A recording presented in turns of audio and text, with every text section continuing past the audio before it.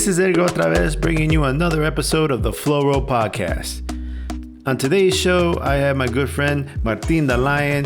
We're going to be talking about boxing. On our list of topics, we have Ryan Garcia, we have Tank Davis, we have Teofimo Lopez, and a whole bunch of other stuff.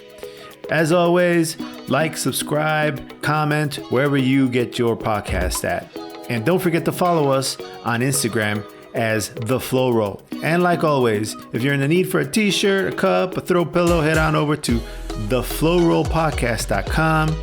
There you'll find not only our content, but you'll have links to our store. It is always great to talk to Martin about boxing. I just love talking about fighting. It warms my heart. I hope you liked the episode. I had fun doing it. And here's the show. All right. Welcome to another episode of the Flow Roll Podcast. Today we have Martin the Lion. I am Ergo otra vez. And and so today we're back on the topic of boxing. So off the podcast, Martin was getting me all excited. He started dropping all this knowledge. Martin, so what were you saying again? Yeah, well, the first thing I think I wanted to give mention, just out of respect to the gods, was the passing of former heavyweight champion Leon Spinks, who died just a few days ago at the age of 67. Apparently, he had been battling cancer for a long time. So our condolences to all his family and friends. We can talk a little bit about his legend, because he really was a boxing legend. Yeah. He ended up being part of boxing royalty with his family, brothers and children who fought. But unfortunately, he passed away this week. And I know you may know that the boxing tradition is that they do a 10 count, a celebratory 10 count. Like before a big fight, if somebody passes away, they'll ring the bell 10 times during a moment of silence. Oh, wow. In remembrance of this fallen hero or former boxer. So if we were doing this right, we'd be ringing the bell 10 times in memory of Leon Spinks. But yes, an incredible story. I mean, Leon Spinks, first of all, was a former U.S. Marine, former world champion, so obviously a very tough guy.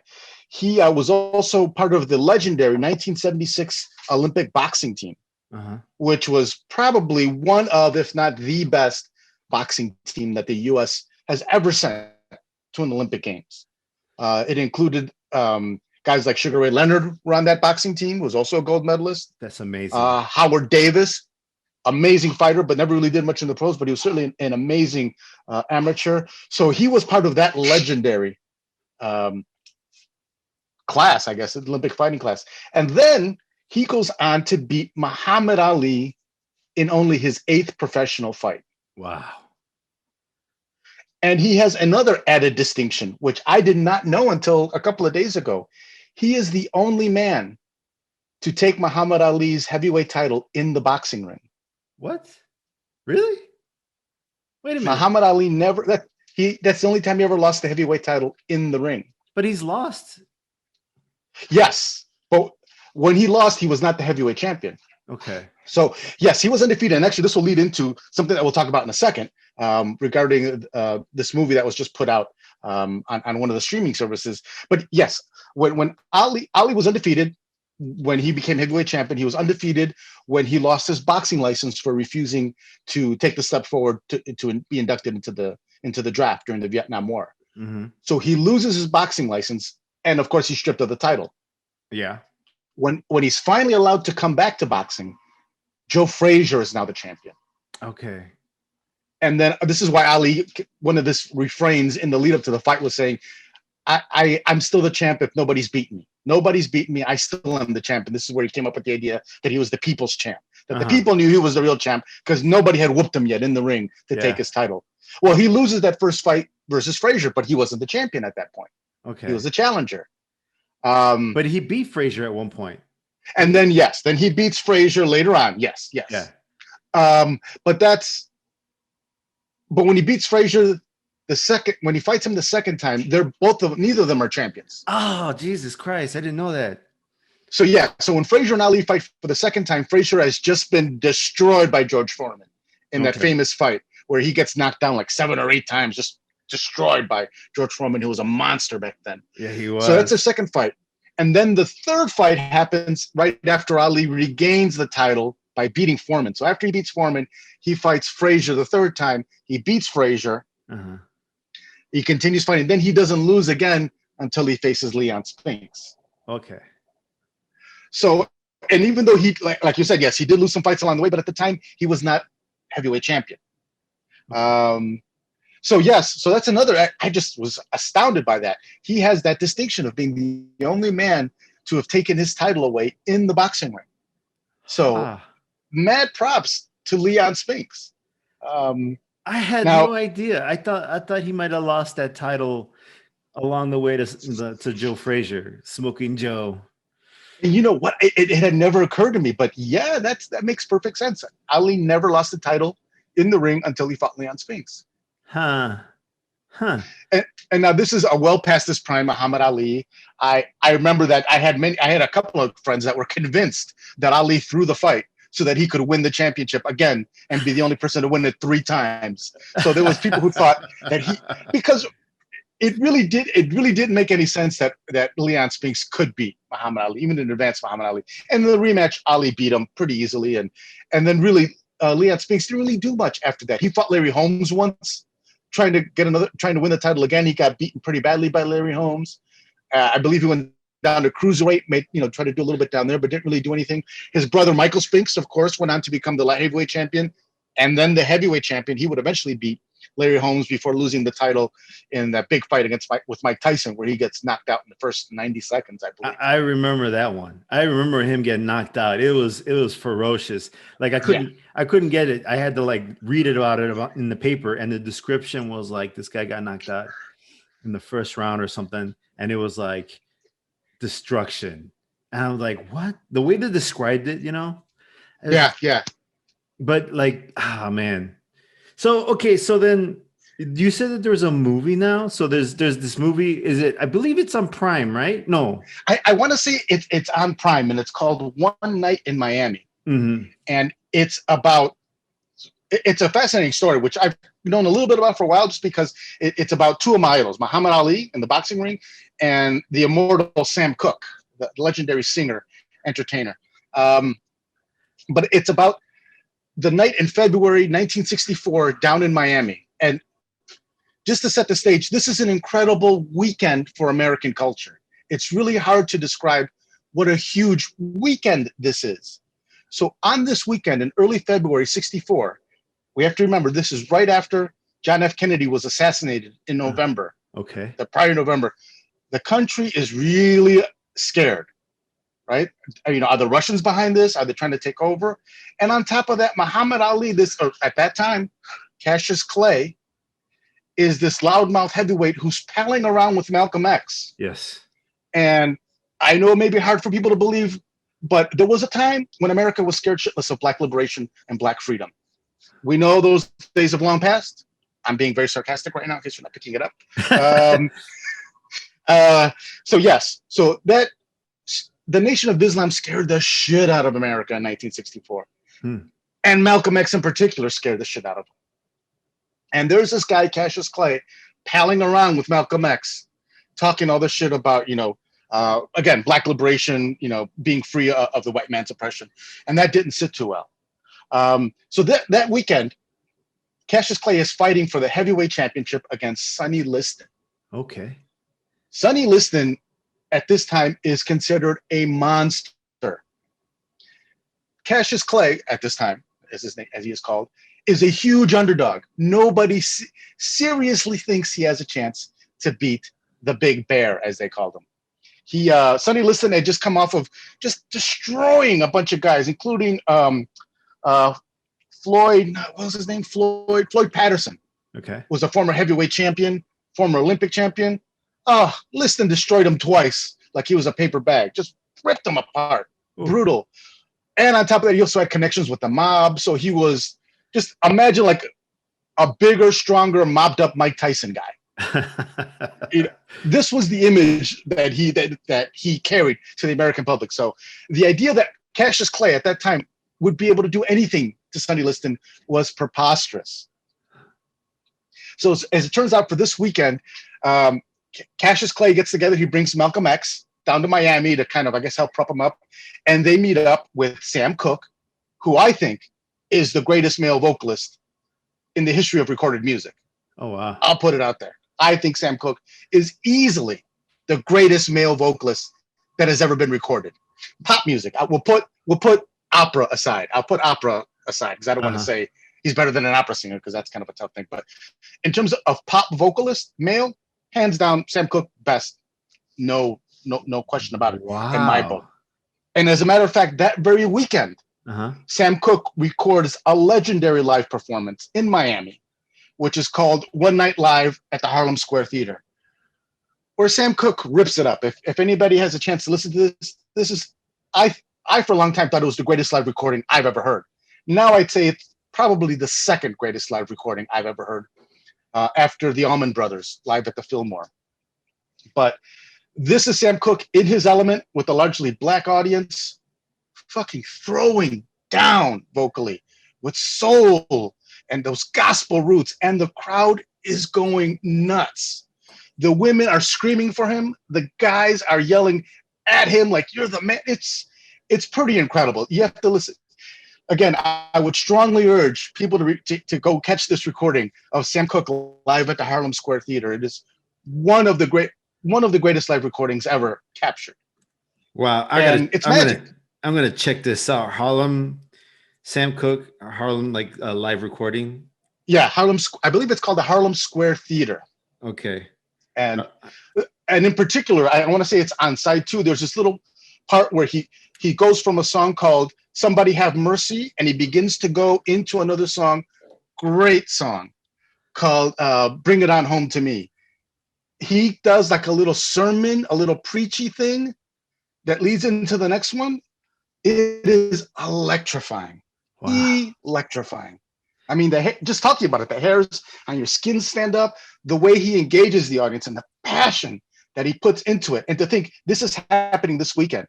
This is happening just a few hours after his buddy, Cassius Clay, has defeated Sonny Liston by knocking him out in the 8th round and to become the heavyweight champion. So in the movie, where does the movie start? Does it start with like Cassius Clay fighting? Does it start before the fight? Well, I haven't seen it yet, so I'm waiting to see it. But it's about that weekend, and then Jim Brown, the great football player, is part of the group, and my presumption is that these 4 gentlemen begin to talk about how to push the movement forward. Oh, okay. Because of course I wouldn't say you had 2 factions, but you had at least 2 different ways of approaching this. You had the kind of the Martin Luther King way, the nonviolent, and then now you had the Malcolm X way, a little bit more militant, a little bit more in your face, and like, no, We're not asking, we're taking. Yes. Kind of attitude. And of course, both of them were scary to white America, but the latter was much more scarier to white America. And just as an interesting aside, the next day after the fight, Cassius Clay announces, again, the next day, not even 24 hours later, he says, "Guess what, America? I am a black Muslim, and my name is now Muhammad Ali." That's the next day. The next day. Jesus Christ, that's a big. It's a big goddamn day. Like a big few days. Big weekend, and on top of that, kind of a little bit of a side. It's not part of the movie, but the Beatles are in town because they're coming in because the Ed Sullivan has come down to Miami. The Ed Sullivan Show has come down to Miami. Just 1 week earlier, the Beatles made their debut on American television, which was one of those cultural seismic events in the U.S. I think it's still the largest percentage of TV sets watching one program ever. I think it was like 75% of the U.S. television sets were watching the Beatles on Ed Sullivan. Wow. Just think about that for a second. A 75 share, dude. There must have been so much going on during that time. And like, and you don't have internet, you don't have cell phones. That's the other thing. Yes. How did this stuff all get out? Like 75%, that's a lot of people. And even back then, I mean, I understand that, the population has grown way much more by since then, but how do you get the word out? How do you do that? Like the Super Bowl probably doesn't even get like a 30 share at the best, maybe. Whew. It's usually in the 20s. Yeah. A 75 share. So this is the week afterwards. So the Beatles are going to do a second appearance. So needless to say, it's going to be a big event. The Beatles come down to the training camp and clown around with Cassius Clay at that point. This is before he's Muhammad Ali in the training camp. So it's always one of those things that, man, it would have just been so cool if I could have just been there with three of my idols. I could have hung out with Ali, with Sam Cooke, and with the Beatles, all in the same weekend in Miami in 1964. Holy crap.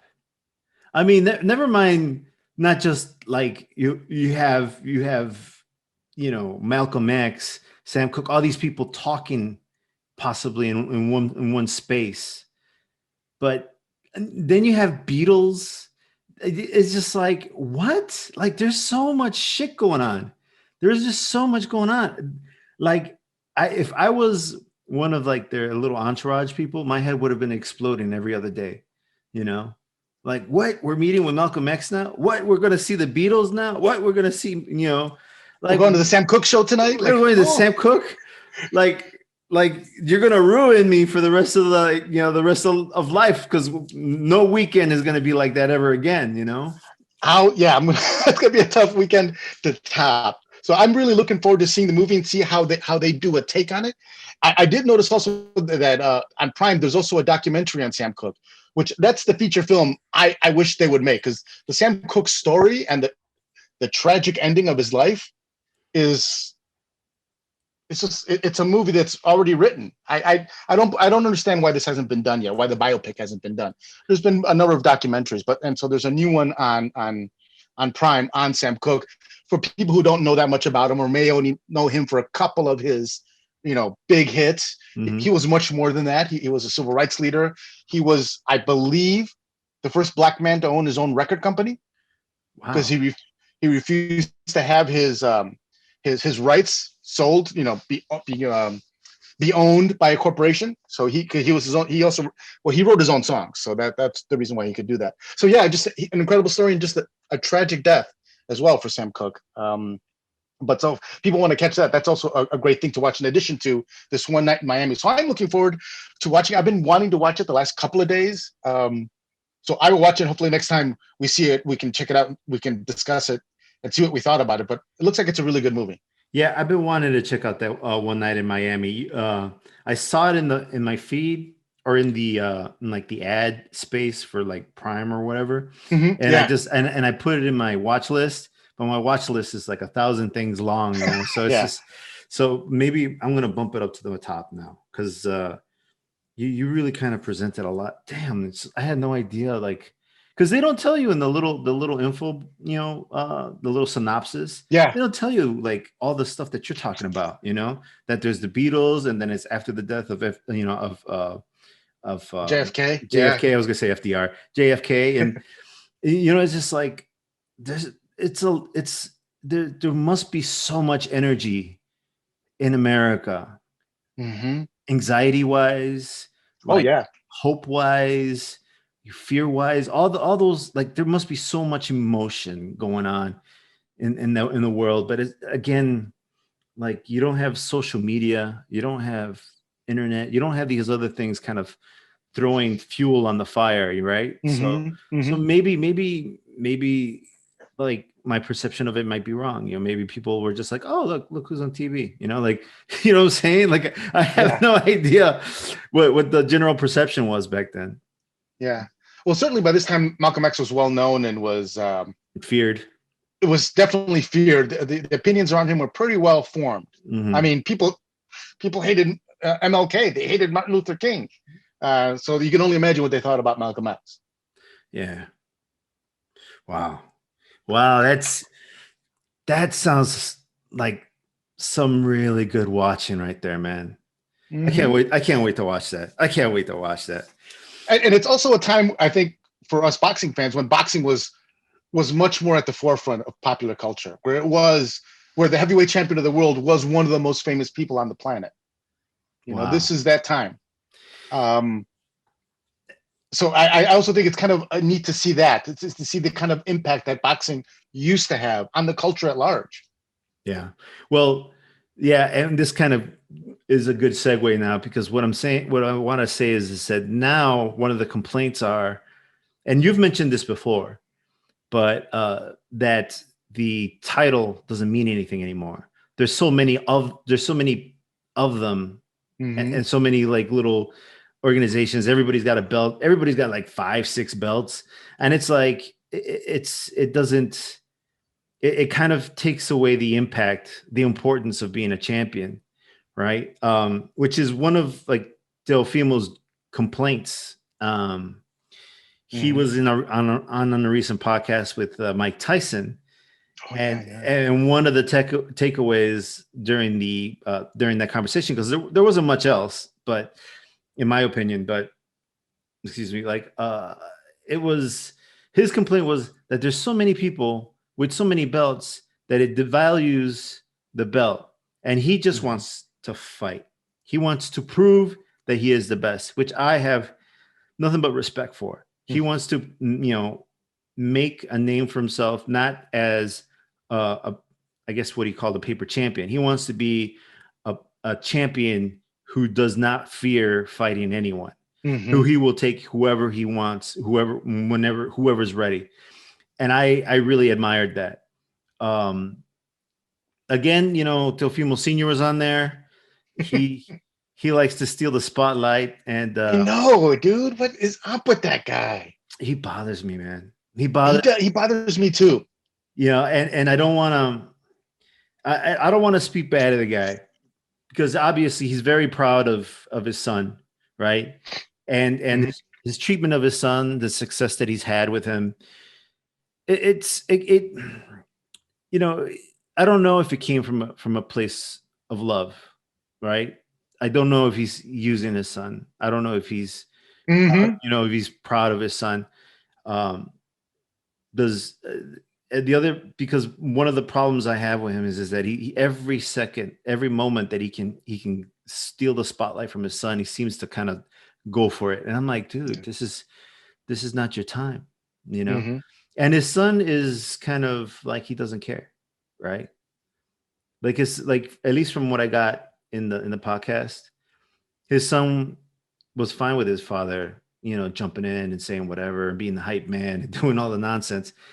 And I the only thing I can think of is that when you have accomplished shit, when you're a man who's done so much, sometimes you don't need to say anything, right? Which is kind of like why Mm-hmm. someone like Canelo never brags, never does any of that show talk, never.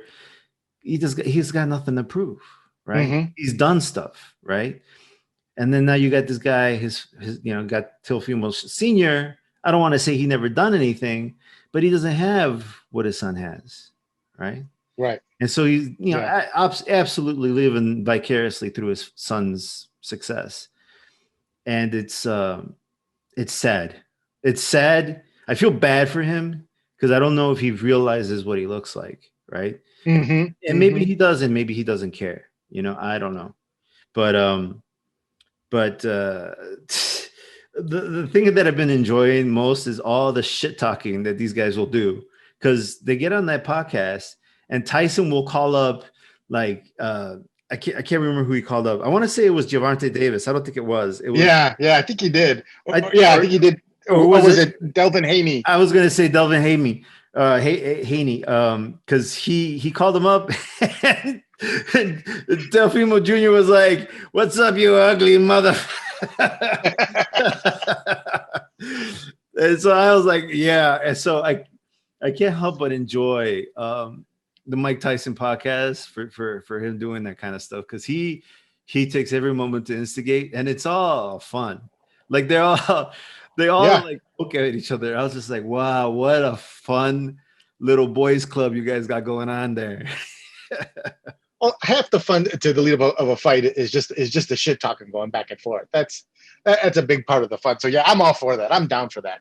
Give me all the good shit talking. As long as it's a good fight, I'm down with it. Yeah, and it doesn't seem like they're doing it like it seems all like in fun, Yeah, because yeah, I know what you mean. yeah, because they were all laughing, and the other guy was taking it was taking it in stride, you know.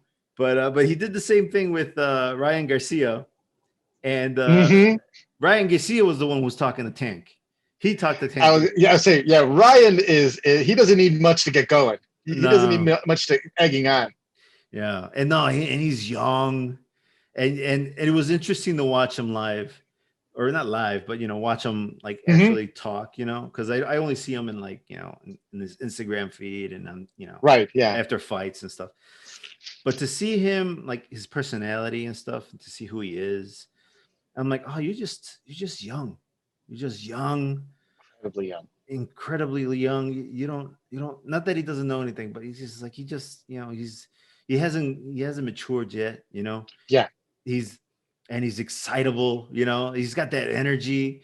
It's Mm-hmm. it's it's like so good, like to see that, and it's also just Yeah. like, damn, like if you only had a few more years of wisdom on you, you would know better than to in certain situations. Because I guess one of the things he did was he challenged Davis on the podcast. Oh Like yeah.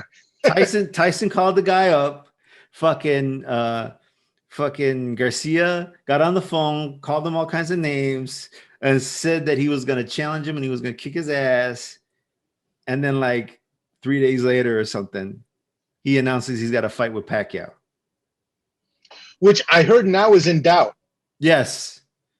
I heard, yeah, but I just saw that De La Hoya and Golden Boy are saying that might not happen.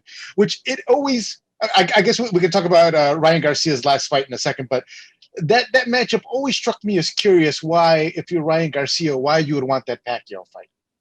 Huh. I really don't. I mean, maybe you can say you beat a legend, but it's certainly a tarnished, an older legend. I would say Yeah. certainly not in his prime. To me, I would say Ryan Garcia has nothing to win. You win, you beat up an old man. You lose, you lost to an old man. Yeah. At least I didn't see it. I'm sure they had another calculus. I'm sure they're thinking, wow, this would be a great notch on our belt. We beat Manny Pacquiao. No, fuck that. We retire his ass. We retire Manny Pacquiao. And then we move on to get the next one. I guess if that's how you do the calculus, I guess it makes sense. But I mean, I love Ryan Garcia. I think he's an exciting fighter. I hope he'll continue to be an exciting fighter that we'll see into the future in lots of fights. But he's kind of there for the taking too. He I think we talked about this before. When he throws his punches, his head is pretty much straight up. His chin is pretty much out there, and he got caught in this last fight a couple of times. Yes. Against a good fighter, but not a great puncher. Mm-hmm. So what's going to happen? I mean, is Ryan Garcia, is he young enough where he can still learn and change this? Or is he already too much of a finished product and you're not going to change this part of him? That's the way he's going to fight, with his chin up and backing straight up, like the way he got caught, with his head up and backing straight back up. I don't know. Yeah. Because I'm sorry, go ahead. I would say, hopefully, if you're in Garcia's camp, you can train him out of that, or get him to be a more defensive fighter in that regard. But I don't know if you can. Maybe can that lion change its stripes, or can that tiger, I guess, change its stripes? Yeah. So like it's interesting that you bring up. I didn't notice that he had his head up. I gotta go look and study the fight, because I did see the fight, but and I remember thinking like, wow, he got up, right? He got up, and impressive, he was able to kind of fight through. And it's one of the things he talked about, like being able to like kind of come out of being knocked down, because he's got some fast hands. Yes, he's got some really fast hands. And he eventually stopped. Was he Australian again? Was he Australian, English? I can't remember. He's an English guy. This is the guy who fought Lomachenko and gave Lomachenko a really hard fight, pushed him to the edge right before Lomachenko went on to fight Teofimo. Oh, I didn't know that was the guy. So, and this dude, Luke Campbell, he's a English guy. I believe he won a gold medal in the Olympics. So he's a good fighter. He's a well-schooled, good technical fighter. Not the biggest one-punch knockout artist, but he's a good fighter. Yeah. Well, he caught him pretty hard, because I mean, I saw some of the replays, and it like the sound was huge. It was like a huge clap. But then like Ryan Garcia caught him with that like body hook or shovel hook. Oh my God, that looked like that hurt a lot. Yeah, that was wonderful. That was a wonderful punch. Because it was, I was looking to see like how the guy fell for it, and I think he just wasn't seeing it coming. Yeah, I don't think so. Yeah. Because I didn't see anything that could like that could have set it up. Because I mean, maybe he was throwing a lot of hooks to the head, and maybe that's why Campbell fell for it. He thought a hook to the head was coming, and instead he got it to the body. I didn't see anything like that. I think it was just a punch this guy threw that he saw an opening for, and he got it and kicked the shit out of him. Like it just took him out, and that's woo, man. I felt that one. Yeah, that looked vicious. That looked it caused a lot of pain. And that's the thing about Garcia. He's got fast hands, but he's able to sit down on his punches. He's not just pitter-patting fast. He is coming at you with some leverage, and he's generating a lot of power with that speed. Yes. But of course, leaped in. Go ahead. I was gonna say, and that's kind of the bad part. We're right. I was about to say that he kind of leaps in a little bit, but if he comes in with his head up and his chin sticking out, a guy like Pacquiao is going to catch him. Yes. Now I do remember that image. Now I have that image in my head where he kind of jumped in, and he leaped into that punch and caught him solid, and he threw that. He jumped so far that he threw that hook to the body kind of short, but he got so close to him. In my head, I can see it. He was a little straight up. So I remember now I know what you're talking about. Yeah, Pacquiao would kick his ass. Yeah, I mean, I would think that I don't know. I mean, obviously, with age in a fighter, you never know. They can get old overnight. But the last time I saw Pacquiao, I would give him a really good chance of catching this kid. And come on, this guy, Pacquiao's fought everybody. I mean, he's going to figure you out, especially if you have an obvious weakness like that or an obvious chink in your armor. He's going to figure it out. That's a bad one too. Keeping your head up like that. Like you should have figured that out a long time ago. You should have taken that one out of your bad habits category a long time ago. Yeah, I'm just shocked that there hasn't been a trainer. Maybe they have tried it and they just can't train it out of him. But yeah, you're right. He just doesn't have a very good bend at the waist, a good side to side. He tends to have kind of, especially when he throws that hook, because that's his big punch, his left hook. He really seems to be very erect and kind of straight up and throwing that punch, generating a shitload of power. And if he hits you, you're in big trouble. But if he misses, he's there.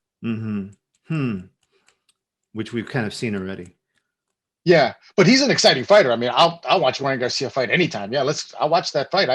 Right now the lightweight division is exciting because Ryan Garcia is like the number 1 or 2 contender. Teofimo is the champion. Lomachenko is still ranked in there. You got Tank Davis coming off of that big one-punch knockout of Santa Cruz. Very impressive. You got Haney, hungry, tough guy. So I'm really looking forward to some lightweights mixing it up in 2021 and kind of fleshing this out and see if Teofimo can prove that he is the one and only lightweight champion of the world with all these young guns coming after him, which is great. That's exciting. Man. So who would you make the next fight for in terms of like Ryan Garcia? Who would you put if you're in camp? Now the Pacquiao is probably not going to happen, right? I mean, right. It looks like that's out of the, I wouldn't. Why would you do that? Again, why would you do that? Fuck that. Yeah. Because then Pacquiao, like you said, Pacquiao kicks your ass. That's not good for your stock drops big time. Yeah. And even if you win, again, how much is your stock going to rise off of that? People are going to say, it's a Pacquiao. He's past his prime. You're not going to get the plaudits that you thought you would have gotten maybe 5 years ago, 10 years ago. Yeah. Let's see. Amongst the lightweights, obviously Teofimo is the big fight, but I don't think that's going to happen. I think Gervonta Davis or Devin Haney are just the natural ones that are staring us in the face. Yeah. Devin Haney is 25-0 with 15 KOs. Nice. Ryan Garcia is 21-0 with 18 KOs. And these guys don't like each other. They can talk a lot of shit, which is always fun. Yes. And Gervonta Davis is 24-0 with 23 knockouts. Wow. So Gervonta is a scary dude. He's a little fire plug of a dude, a little fire hydrant. But man, we saw when he landed an uppercut against Santa Cruz, who's a good fighter with a good chin. Yeah. One punch KO'd his ass. Yeah. He's got power. Yeah. A lot of power. Got a lot of power, that kid. So I think any of those fights would be great. And like I said, and I know they really don't like each other between the three of them, which is always big fun. It's like what was that big rivalry? Eric Morales and Marco Antonio Barrera. Do you remember those? They oh, dude, if you haven't seen those are from the late '90s, early 2000s. Uh-huh. Marco Antonio Barrera from Mexico City and Eric Morales from Tijuana.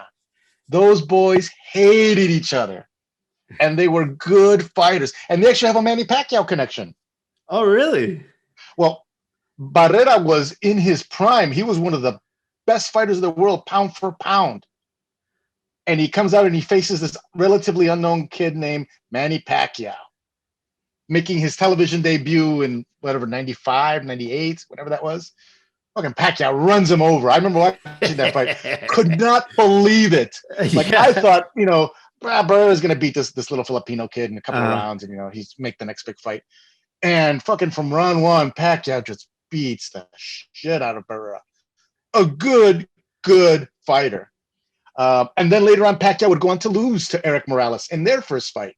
Huh. I don't know if you remember that. Eric Morales and Pacquiao fought soon after Pacquiao had won the title from Barrera. Uh-huh. I didn't know Morales wins that fight. Yeah, Morales wins that first fight with Pacquiao. I believe he knocks him down once, too. I believe he knocks Pacquiao down once. He beats Pacquiao in that first fight. Pacquiao comes back to beat him 2 more times later on. But Barrera and Morales, those were like Rocky movie wars, dude. Oh, because these boys did not like each other.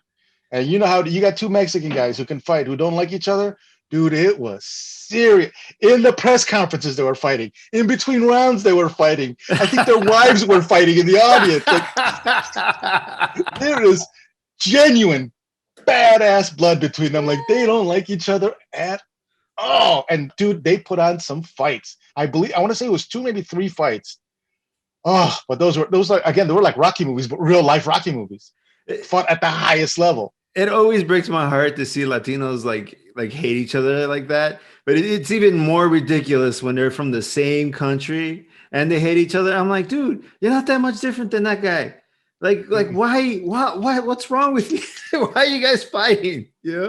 Oh yeah, no. This was good because it was genuine. It wasn't a put on. They weren't just doing it for promotion or cameras. They did not like each other. They just did not like each other. Yeah. And they made it clear whenever one could sucker punch the other one at a press conference, they would do it. Oh, that's awesome. I mean, yeah. Anytime there was a chance, boom, one would sucker punch the other one.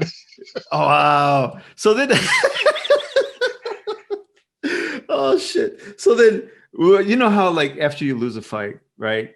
You're always like, oh, well, he's a great fighter, respect, Did this ever happen with these 2 guys? I think they did begrudgingly, like after the second or the third fight. I think if I remember correctly, they were all close. And I want to say after the first fight, yeah, there was none of that. They were like, no, fuck that. He's an asshole. I hate his guy. If I see his mom on the street, I'm kicking her ass too, and all that shit. But I think eventually they did. And actually now Eric Morales is a great analyst on I want to say Telemundo, Univision. He does some good analysis. Actually, Morales says that Manny Pacquiao would knock out Ryan Garcia in 2 rounds. Ooh. Morales is like, yeah, nah, son, you better take it easy. So I'm like, interesting. Well, like I was saying, man, Ryan Garcia, he's young, he's excited, I think his emotions, his youth just got the better of him, and he talked ahead before the fight was going to happen. It's unfortunate. Probably not a good idea. You're right. Pacquiao's not. Yeah, I don't see what he gets out of it, but whatever, I guess. Yeah. But now that looks like it's off, there's a lot of stuff on the lightweight horizon that bodes well. Settle down there. I got my little dog here barking back behind me. He's got stuff to say too, man. Yeah. Well, actually, she's a little girl, so she's more like a female fighter. She's tough. She thinks she's a tough little girl. She thinks she's barking at my big dog. Nice. It's a funny picture. If I can show you.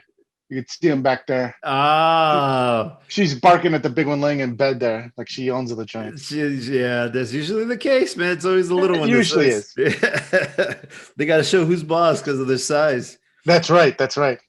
So, one more point I wanted to come up, I Mhm. want to bring up, aside from again from the Tyson part of the show, uh Evan Britton, who was the co-host on that show, had left the show or was kind of forced out. Yeah, I'd heard some stuff about that. Yeah, the former football player Evan Britton. Yes, Yeah, yes, yes. former Chicago Bear, I believe. Oh, was he a Chicago Bear? I didn't know that. I believe so. Yeah, yeah. Oh, wow, too bad for that guy. But yeah, so like he left, and he did this weird thing on YouTube where he was talking about what had happened between him and the show, and he didn't want to burn any bridges, but then he goes on and talks about what had happened. And I'm like, well, dude, you're Mm. kind of burning bridges right here, You're kind of lighting matches by the ropes that are holding up the bridge. Yeah, yeah. So then like dude's like, so he said that he didn't want to leave the show, but that the business of the show had gotten in the way. And so then they got Jeremy Piven in there, who is basically just playing his best imitation of Evan Britton, you know? And I'm trying to figure out like why bring in Jeremy Piven? Like I don't see him adding much to the show. It's interesting that he's there and it's cool, but I I just feel like Tyson doesn't need anybody, you know? Mm-hmm. Like Tyson is this kind of weird, like new, like 2020 guru slash wise man. Yeah. Like he's the guy that you go seeking knowledge from on the top of the Mm-hmm. mountain. You don't need a babysitter for this guy. But I guess that's what he's doing. He's like the receptionist at the mountain. He's just like letting people in, letting people know when the time is up, stuff like that. Because that's all he's really kind of doing, which is fine. I mean, I guess if there's money for that, but like, why get rid of Jared? Like, why put in Jeremy Piven, get rid of Evan Britton? Like, let the man who helped you start the show stay. Like I didn't understand that. Yeah, they seem to complement. At least I always thought that Evan Britton and Mike Tyson really complement each other well on the podcast, and kind of his demeanor really played well off of Tyson's demeanor, and the fact that they were both pro athletes who had gone through these struggles with being a professional athlete, the issues around fame and the access that you have to stuff that most of us don't have access to, and how overwhelming that can be. I thought his perspective melded nicely with Tyson's perspective. So yeah, I'm sorry to see that he's left the podcast. That's a good point. I think that's what is bothering me. Jeremy Piven, although famous in his own right and has accomplished stuff, he is not an athlete. He is not like Evan Britton, who has succeeded, who has a professional athletic career, who understands some of these things as a celebrity from the athletic world. Mm-hmm. He doesn't have that. So like, it's not that I don't respect him. I just don't respect him the same as I do Evan Mm-hmm. Britton. So Yeah. it's unfortunate to see Evan Britton get pushed out of the show or leave the show or whatever the exit was.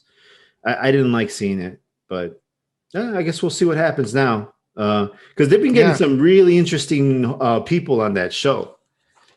And I got to check back in with the podcast. I've been meaning to listen to the podcast with Teofimo and with Ryan. I just haven't had a chance. But yeah, it's always such an engaging podcast. As you were saying, Mike Tyson is just this guru that I could listen to all the time. And when he has these moments of self-reflection and of self-insight, like, holy shit, dude, it's really. I'm kind of jealous. I want to have those same insights for myself, to come to those moments of like, oh, okay, this is why I'm doing this. yeah, It's really cool. So I got to get back on the Mike Tyson train. well, one of the things that he always kind of like tells people is like, you're doing this, you have this moment. It's not forever. You're not going to be able to do this forever. Understand that you only need two people. You need your coach and a lawyer, and then everybody else is bullshit. And I was just like, damn, You know, And like an accountant. And an accountant. and an accountant. And make sure the lawyer and the accountant are not related in any way. Keep those two fuckers separate from each other. Yeah. Preferably in conflict with each other. Because that's always a big problem for athletes. When your lawyer hires your accountant, Oh. then you're getting robbed, son. You're getting robbed. I didn't know that. Is that the case? Is that what happens? That happens often, certainly in boxing, but I think in other sports where the representation hires the lawyer and then they also hire the accountant. And I forget who I heard. It might have been Willie Gault on the Mike Tyson broadcast. I mean, on the Mike Tyson podcast, Hot Boxing with Mike Tyson, or it was some other athlete who said, no. You get your lawyer, and then separately you get your accountant, and you make sure that they both work for you, and that one doesn't work for the other, because then they'll rob you blind. Wow, I did not know this. Ooh, that's good thinking, Willie Gault. Damn, you see, and that's unfortunately someone learned that the hard way. Oh yeah, again, many of these athletes don't know that much about financial plan. I mean, come on, financial planning, the whole regulatory structure around accounting and legal representation. And let's face it, many athletes come from underprivileged backgrounds, and so they don't know about this. They don't live in a world of inherited wealth where everybody knows how to do your taxes and how to keep your tax shelter straight. And so people can be taken advantage of. And that's a story as old as time, is the athlete getting ripped off by his management. Yes. That's the one thing I feel that is going right with the Lopez camp, is because, obviously his dad has his fingers on everything, in everything. Yeah. He's got his fingers on the pulse of everything that's happening with the business of this kid. Now, I'm assuming, because I think he does have his head this way. I think that everything he's doing, he's making sure that his son is getting paid and that he's getting paid, right? Of course, he's getting himself paid, but that his son is getting paid, right? I think that is the benefit of having someone like Teofimo Sr. on your team, because that guy is a pit bull. He will fucking bite onto you, and he will make sure he gets what he wants. And so when you have a guy like that on your team managing shit for you, I think that is in your favor. So, absolutely. I think that's the one thing that is done right in that camp. I think everything else he does is wrong. but I think the way he fights for his son is and for his business is admirable. Yeah, it really, in a way, I think that if Teofimo can trust his dad, and he has good reason to trust his dad, then Teofimo Sr., do whatever you got to do, bro. Do what you got to do. If your son can trust you and he has reason to trust you that you're not going to rip him off, fuck it, dude. Do what you got to do. Be the loudmouth. Be the front man. Hype it up. Make sure everybody gets paid. Make sure you're not getting ripped off. Make sure your accountant and your attorneys are separate. All that good stuff. Yes, totally. Oh man. So anything else you wanna bring up before we jump off? Or let me see. I think there was just one other thing that I saw briefly that people may want to hear about, is what's going on with Wilder. What's going Wilder on?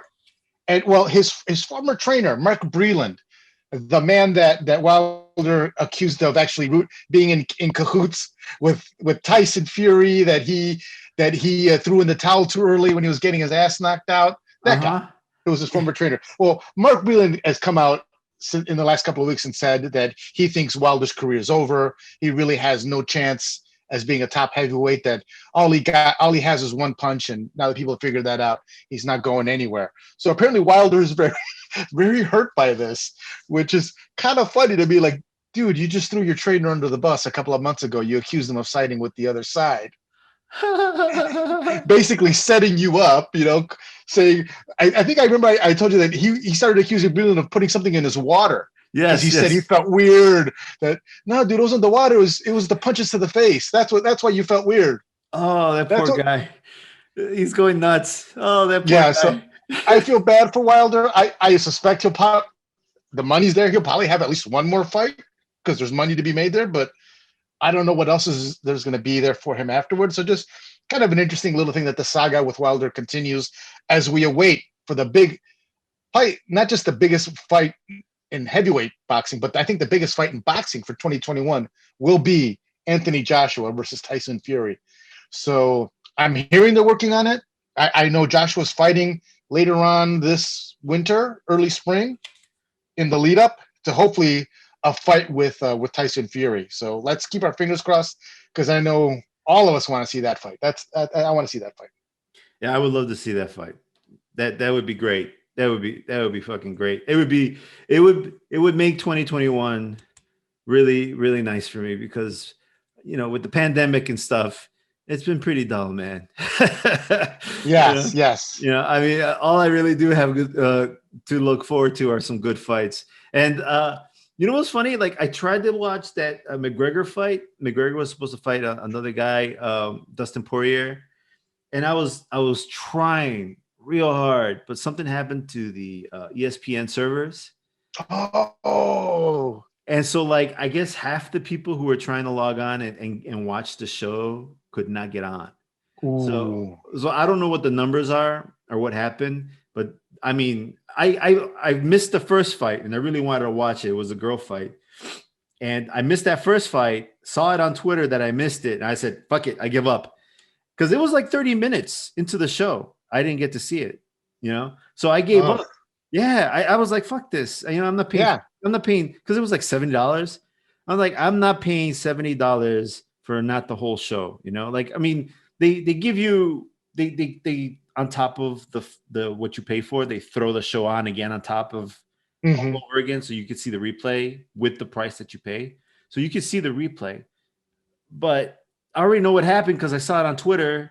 Yeah, it was ruined for me because I'm like trying to figure out what is going on. And I see on Twitter, everybody's like, I can't log in. I can't log in. Fuck. And I was like, fuck. So then like, I saw that first fight go and I gave up. I said, screw this. And so then I'm like, and in my head, I'm like, who cares? I'm going to throw away $70. McGregor's going to beat the crap out of Poirier. And then I see I see like, my wife is like, do you want to know what happened to the fight? I'm like, why? He says like, it's all over Facebook. I was like, fuck. And I was like, fine, tell me what happened. And he's like, he lost. I'm like, fuck, he lost. So then right away, I stopped what I was doing and I looked for the fight wherever I could. And I found it. And then I watched it and I couldn't believe. I saw the knockout. I was like, I couldn't believe that he got knocked out.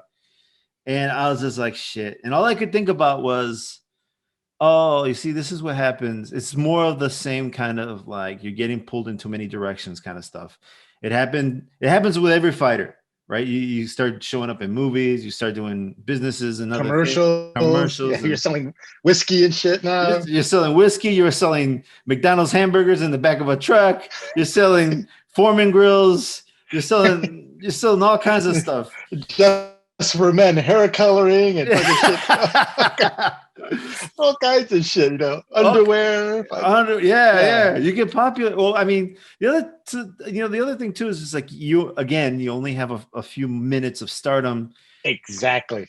Yeah, I guess you have to cash in, right? But then like you kind of almost shoot yourself in the foot because the thing that makes you a star is the fighting game.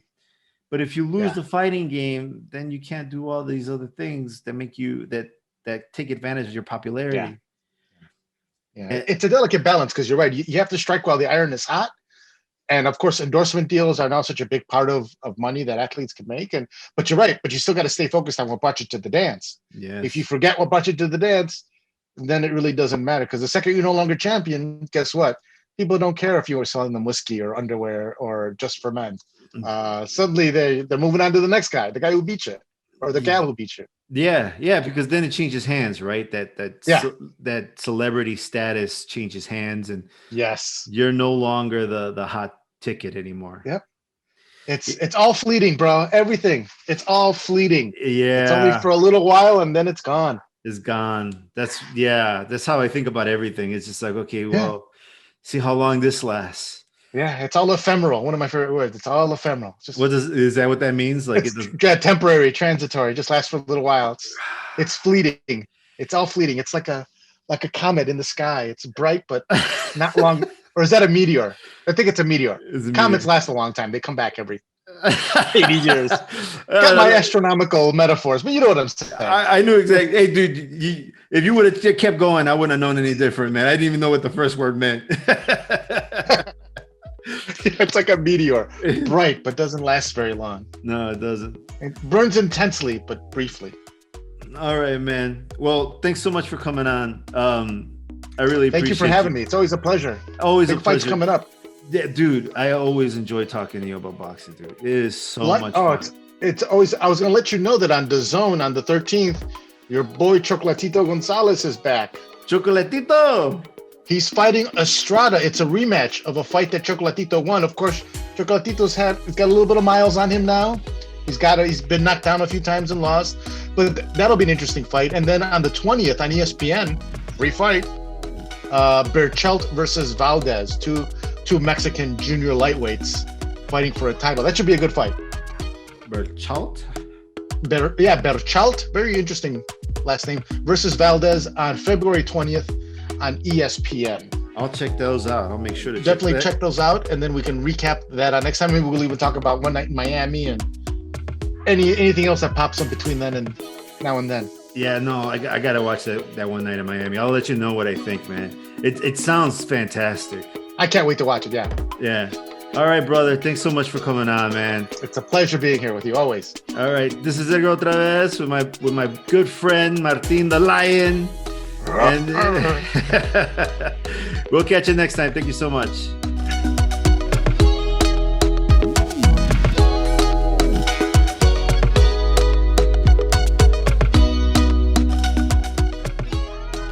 The music you're listening to is titled Sweet Talk by Tyra Chantry, and you can find her over at Epidemic Sound.